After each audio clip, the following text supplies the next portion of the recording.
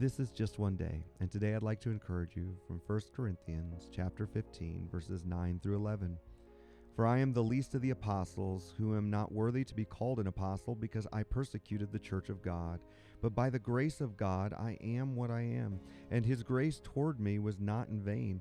But I labored more abundantly than they all, yet not I, but the grace of God which was with me. Therefore, whether it was I or they, so we preach, and so you believed. Paul shifts from the message of the gospel to his own story. He describes himself as the least of the apostles, unworthy because of his past persecution of the church. Paul never forgot who he was, but he also never lost sight of what God has done. Then comes one of the most powerful statements: by the grace of God, I am what I am. Paul's identity was no longer defined by his past, but by God's grace. And that grace was not passive, it was active. It transformed him and propelled him into faithful service. Paul says that grace toward him was not in vain. He worked hard, not to earn grace, but because of it. True grace does not lead to complacency. It leads to commitment.